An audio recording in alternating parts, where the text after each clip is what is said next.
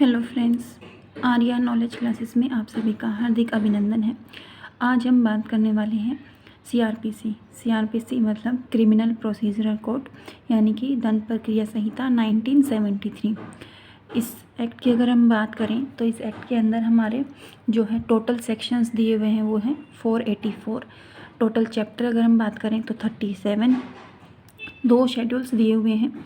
साथ ही जो ये एक्ट है ये 1 अप्रैल 1974 यानी कि 1974 को इन्फोर्स में आया था। इसके साथ ही राष्ट्रपति की जो इस पर जो सहमति थी, जो राष्ट्रपति ने इस पर अपनी स्वीकृति दी थी, वो दी थी 25 जनवरी 1974 को।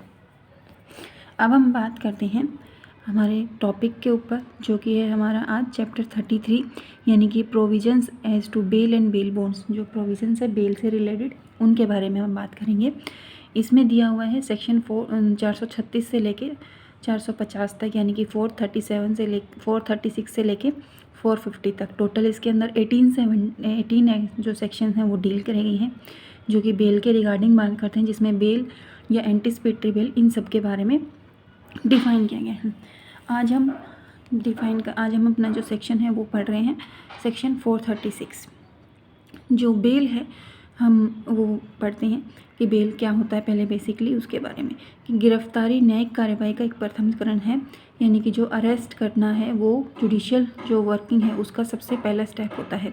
गिरफ्तारी का मुख्य उद्देश्य अभियुक्त को न्यायालय के समक्ष प्रस्तुत करना, विचारण के दौरान उपस्थित रहना एवं साक्ष्यों को भ्रमित करने से रोकना है। मतलब अगर हम किसी को अरेस्ट कर रहे हैं तो उसका मेन ऑब्जेक्ट होता है कि वो कोर्ट के सामने पेश हो, किस जो ट्रायल चल रहा है उसमें उपस्थित रहे और जो एविडेंस देने वाले पर्सन हैं उनको वो भ्रमित ना कर सके। इनसे रोकने के लिए उसे अरेस्ट करके रखा जाता है। किसी व्यक्ति को केवल गंभीर एवं संगीन प्रकृति के अपराधों में ही अभिरक्षा में रखा जाता है। मतलब व्यक्ति जो है, अगर आपका जो ऑफेंस है वो बहुत ही निम्न है, यानी कि जो ऑफेंस है जैसे 2 टाइप्स के बताए थे हमने, यानी कि ग्रीवियस और सिंपल। अगर आपने जो ऑफेंस किया है वो बहुत ही ग्रीवियस है तो आपको अरेस्ट करके रखा जाएगा।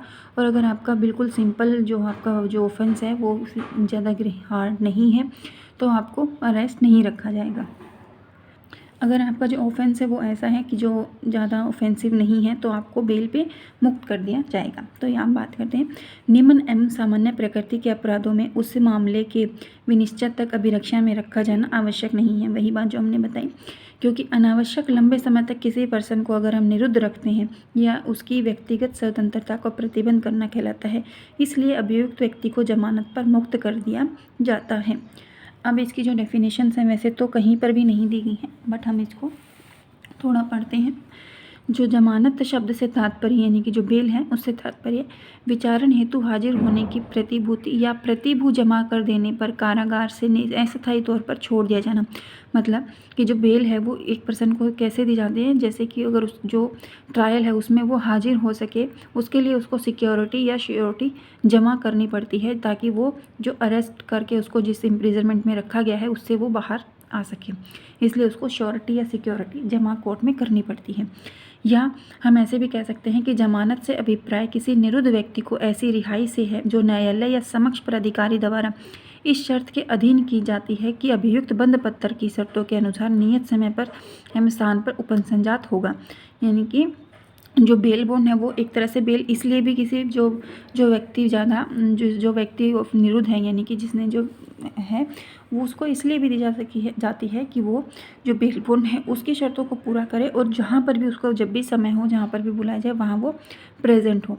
या विचारण के लिए हाजिर होने की प्रतिभूति या प्रतिभू जमा कर देने पर कारागार से अस्थायी तौर पर छोड़ दिया जाता है। नेक्स्ट हमारा आता है, अब हम बात करते हैं सेक्शन 436 की। ये था बेल जो हमने नॉर्मल डिफाइन किया कि होता क्या है। अब हम बात करते हैं कि किन मैटर में बेल दी जाती है। सेक्शन 436 जो बात करता है कि जमानत किन मामलों में दी जाएगी। जब कोई ऑफेंस जो अजमानती है ऑफेंस के मतलब जब अजमानती अपराध के अभियुक्त व्यक्ति से भिन्न कोई व्यक्ति, मतलब आपका जो ऑफेंस है वो ऐसा है जिस पर आपको बेल मिल सकती है, तो आपको किस किस केस में बेल मिलेगी वो बताई गई है। पहला आता है कि अगर आपने कोई ऐसा ऑफेंस किया है जो बेलेबल है और आपको पुलिस ने अरेस्ट कर लिया है, तो पुलिस जो थाने के जो भार साधक अधिकारी द्वारा वारंट के बिना गिरफ्तार किया जाता है। मतलब आपको गिरफ्तार कर लिया या निरुद्ध कर लिया है या कोर्ट के समक्ष पेश किया है या लाया जाता है, तब वह ऐसे अधिकारी की अभिरक्षा में उस बीच किसी समय या ऐसे न्यायालय के समक्ष कार्यवाही के किसी प्रकरण में जमानत देने के लिए तैयार है, तब ऐसा व्यक्ति जमानत पर छोड़ दिया जाएगा। और ये कब होगा? जब आपका जो ऑफेंस है वो बेलेबल ऑफेंस है, यानी कि जमानती ऑफेंस है।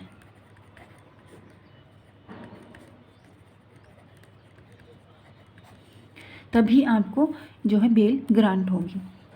सेक्शन जो 436 का जो फर्स्ट है वो जो यानी कि जो ये वाला पार्ट वो जो क्लोज बात करता है वो मैंडेटरी है, यानी कि आज्ञापक है। ये ना तो पुलिस ऑफिसर इसको देने से मना कर सकता है, ना ही कोर्ट। अगर आपका जो ऑफेंस वो बेलेबल है तो आपको बेल या तो पुलिस ऑफिसर या कोर्ट आपको देगी ही देगी, इससे आपको इनकार नहीं किया जा सकता। जो इसके अंदर एक प्रोवाइडो था, जो फर्स्ट प्रोवाइडो है वो जो ऐड किया गया है वो ऐड किया गया है 2005 के अमेंडमेंट के थ्रू। वो क्या बोलता है कि अगर ये जो है निर्धन व्यक्ति के बारे में बात करता है कि इसने बेसिकली निर्धन व्यक्ति को, यानी कि जो गरीब है उसके बारे में बताया है। जो हम बात करते हैं दंड प्रक्रिया संहिता संशोधन अधिनियम 2005 द्वारा धारा 436(1) में प्रोवाइडेड यानी कि परंतु को अंत स्थापित किया गया, जिसमें निर्धन व्यक्ति को स्पष्ट किया गया और कहा गया कि जहां कोई व्यक्ति अपनी गिरफ्तारी की तारीख से 1 सप्ताह के भीतर जमानत देने में असमर्थ है, वहां अधिकारी या न्यायालय के लिए यह उपधारणा करने का पर्याप्त आधार होगा कि वह धारा 436(1) के परंतु के प्रयोजनों के अधीन एक निर्धन व्यक्ति है। और ये जो हमारा संशोधन हुआ था, यानी जो अमेंडमेंट हुआ था, ये हमारा इन्फोर्स में आया था 23 जून 2006 को। अब जो सेकंड परंतु का यानी कि जो सेकंड प्रोवाइडो है वो क्या बात करता है? ये अमेंडमेंट के थ्रू आया था। अब ये क्या बात करता है कि धारा 436(1) की कोई भी बात धारा 116(3) या 436(a) के उपबंधों के पर प्रभाव डालने वाली नहीं समझी जाएगी। अब हम आते हैं 436 क्लोज हमारा 2। क्लोज 2 हमारा बात करता है कैंसिलेशंस ऑफ बेल, यानी कि जमानत पर छोड़ने से इनकार कब किया जा सकता है? जहां कोई व्यक्ति जमानत पत्र या बंधक पत्र की शर्तों के अनुसार नियत समय एवं स्थान पर हाजिर होने में असमर्थ रहता है। पहली बात ये वो असमर्थ है, यानी कि वो नहीं हाजिर हुआ जो भी उसको टाइम और प्लेस बताया था वहाँ पर, तो कोर्ट ऐसे व्यक्ति को जमानत पर छोड़ने से इनकार कर सकती है। यह ऐसा तब किया जाएगा जबकि उसी मामले में पश्चात्यवर्ती अवसर पर ऐसा व्यक्ति न्यायालय में हाजिर होता है या अभिरक्षा में लाया जाता है। और ऐसी इंकारी का यानी कि ये कब समझा जाएगा कि जो पिछला जो उसको जो ऑफर दिया गया था वहाँ उस टाइम पे वो कोर्ट में प्रेजेंट हुआ था या उसको लाया गया था। तो जब कोर्ट ऐसा मना कर रही है इस रीज़न से कि वो उसको नीट टाइम दिया था उसके बाद में उसने बेल बॉन्ड नहीं दिया या जमानत नहीं भरी, तो कोर्ट उसको मना कर सकती है। और ऐसी जमानत पत्र यानी कि जो ऐसा बेल बॉन्ड है कि शर्तों का अनुपालन करने के लिए विवश करना है। नेक्स्ट अब हम आते हैं इसमें कुछ जो हमारा एक केस है उसके बारे में बात। केस आता है हमारा जनार्दन यादव वर्सेस बिहार राज्य 1978 पटना, यानी कि Janardan Yadav versus state of Bihar 1978 Patna. इसमें क्या बोला गया कि जमानती अपराध के संबंध में मजिस्ट्रेट को जमानत निरस्त करने की कोई शक्ति प्राप्त नहीं है। ज़्यादा से ज़्यादा वह धारा 436(2) के अंतर्गत अपनी शक्ति का प्रयोग कर सकता है, मतलब वो इस शक्ति का प्रयोग कर सकता है लेकिन वो जमानत को निरस्त नहीं कर सकता, ऐसी उसके पास कोई भी पावर नहीं है। फिर आता है हमारा जो सेक्शन 50 का क्लोज 2 है, वो भी क्या बात करता है कि गिरफ्तार किए गए व्यक्ति को गिरफ्तारी के आधारों और जमानत के अधिकारों की इत्तलियाँ दी जाए।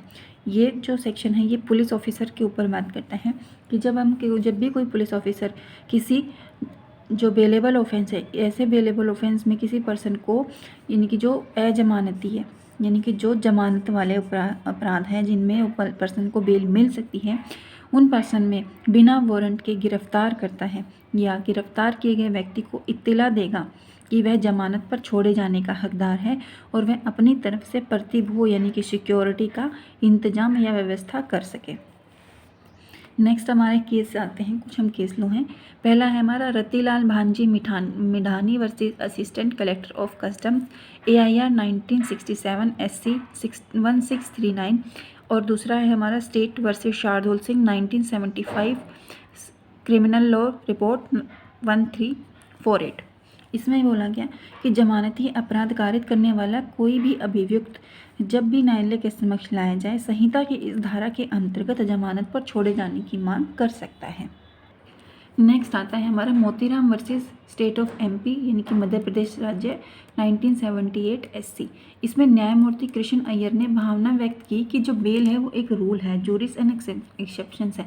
जो बेल है वो एक रूल है जबकि जेल जो है वो एक्सेप्शंस है। अर्थात जमानत एक नियम है और कारागार एक अपवाद है। अतः जमानत द्वारा न्यायालय अपेक्षित व्यक्ति की जाँच या विचारण में निश्चित समय एवं तारीख की उपस्थिति सुनिश्चित करता है। ये था हमारा सेक्शन 436। इसमें हमने बेल को डिफाइन किया कि बेल होता क्या है और हमने सेक्शन 436 को डिफाइन किया। नेक्स्ट वीडियो में हम अपने आने वाले सेक्शंस को डील करेंगे। आज की इस वीडियो में इतना ही। वीडियो पसंद आई हो तो लाइक शेयर सब्सक्राइब जरूर करें। Thank you.